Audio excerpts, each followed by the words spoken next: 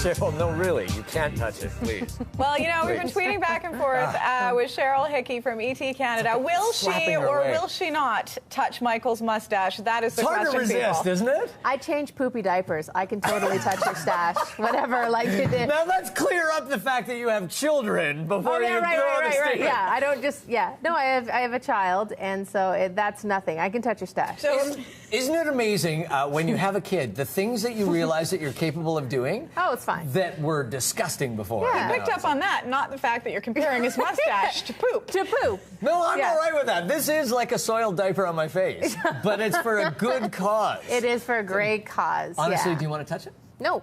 Cheryl, we have to say congratulations because you've got baby number 2 Yeah, on the way. thank you very much. And I have to say, excellent cop-out on having to go paddleboarding on the West Coast here in Vancouver. Did you plan this so Rick would have to do everything? Well, when they said that we were coming at this time of year, I thought, you know, I need to get pregnant so that it's rainy and cold. I don't want to go outside, and so Rick can. No, it just so happened it all worked out that way. I'm a little bit jealous because he's got amazing adventures. So. Are you really a little bit jealous? I am because it is raining so hard outside. Yeah, I know, but there comes a point where it's just like you don't have to worry about the hair, and you put on like the slickers, and you just get in it and you go and you have fun. I mean, pre-marriage and pre-baby, I used to be really adventurous. I went skydiving, I drove race cars, I did all these really fun things. Yeah. And I still love doing them, except now I feel a little bit more responsible for a small person. I'm not talking about my husband, I'm talking about my baby. And so, so I can't do those things as much anymore. But we all know Rick Campanelli is the nicest guy in the world, and he'll do anything, right?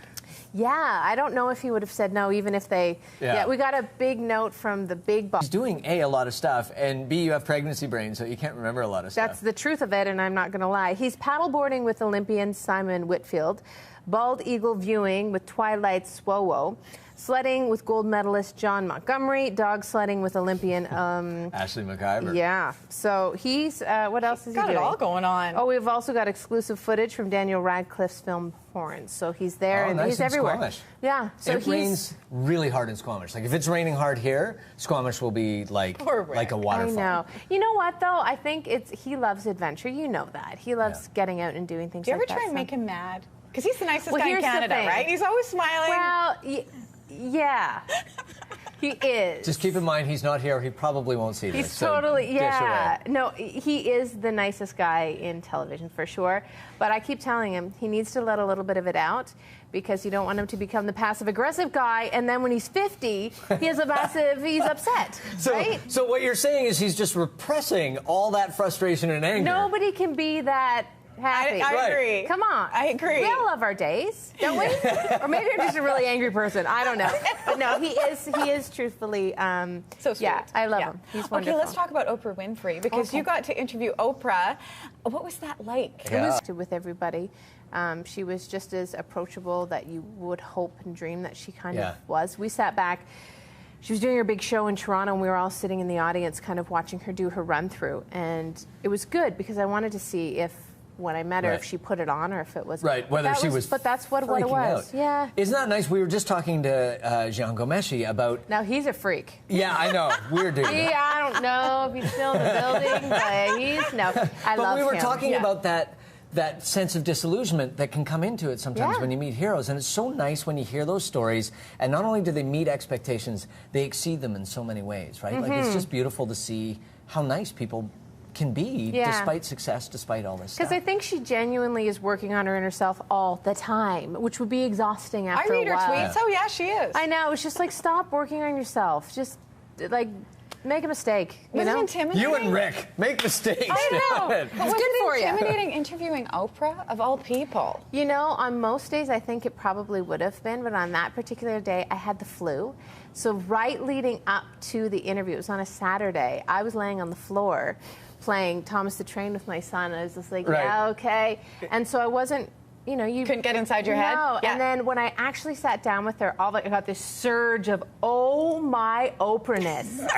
And so I'm kind of glad that I was focusing on the other stuff as opposed to focusing on what a big deal it was to be interviewing Oprah, because she's a big deal. Isn't it crazy when you go through your career, and I think we probably all have a little bit of this, but when you go through your career and you think of all the things that have happened leading up to what you do, it's pretty amazing, isn't it? I mean, you must give your head a shake sometimes and be like, wow, this is a great job. Yeah, it is a really great job. And I think what makes it great, and you guys probably say the same about your crew, I really, truly wish our viewers could see and meet and see some of the goofy and interesting fun that goes into just making our show. You guys should live stream your show. That's actually part of the reason why we started live streaming. So everybody can see the nonsense. We were here getting... Why did we come here? Why in the fall? Oh, why in the fall?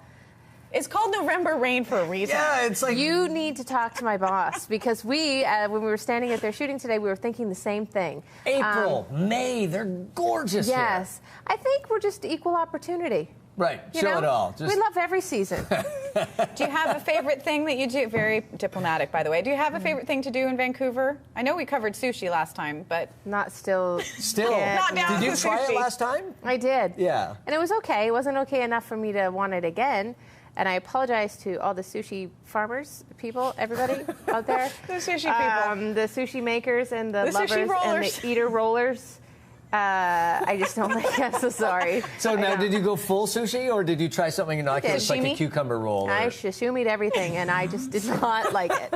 I did not like it. But can I say, what I do love about being here is our viewers, and I'm not kidding. Yeah. We were in the hotel the other night, and a lady stopped me in the elevator, and she was so genuinely excited. And I'm not. She wasn't a teenager. She was in her 30s or whatever, and she had her own thing going on. But for a second there, she was just a fan of the show. And I think that it's good for our entire crew to get out on the road and to see people and to just do something a little bit When you different. work in a studio all day, it's hard to get, or it's easy to get disconnected sometimes on sort of what's going on. But people, there's just this lasting fascination with celebrity, with stars, with people making movies, with creators, with artists, all this stuff. People, I don't think humanity will ever get sick of this. No, I don't think so. I don't think so. Do you ever get sick of it? Because it's your whole life, right? Like, even when you're not No, because you turn it on and you turn it off, right? When I go home, I'm all about Thomas She's the playing Train. Thomas the Train and poopy diapers. Yeah, like, I mean, I've got much more perspective now than I ever did before, and I think it's healthy and it's much better. And it's a good escape. Absolutely. For sure. I ignore my kids. And Michael, it's the mustache. They're scared of you. He's kidding. Okay. Yeah, no, I mean, I think, I love what I do, and I love reading about everything and seeing what everyone's doing and interviewing people. But then I also love just going home and playing games with my son and hanging out with my husband, being with my friends and my family. It's good and it's important to have separation. I didn't have separation for a really long time, and I think it made me a thin person. So then now that I've got that, it's really, really, it's much better. It's much. He rips my extensions out when I come home and runs around the house with them. It's great. Your husband or your child? Well, we'll talk about that later. you know she's pregnant, right? We love having you here, Cheryl, and Rick too. And I just want to say I love what you're doing with your friend Mary with the anti-bullying on Twitter and everything else. I think it's so important. If you don't know what I'm talking about, go on and check her out on Twitter, and it's great. Thank you, Cheryl. Follow Mary Zelda, Fiona Forbes on Twitter. They're saying some good stuff. Yes, and you can check out Erase Bullying, too, that's out there as well by Christy Clark. Thank you again, Cheryl. Nice to see you. Congratulations. And Rick, be careful career, out there. On baby, on everything. Careful, Rick. Eagles paddleboarding. He'll be fine. He's at Campanelli. Rick's having the greatest day of his life. I know. Yes. Until he's 50, and then he's going to get mad at all of Canada. Yeah, everybody. Tune in. We're going to take a quick break. We'll be back with more right after this. Don't go away. Exactly. Rebranding. He just loses his mind.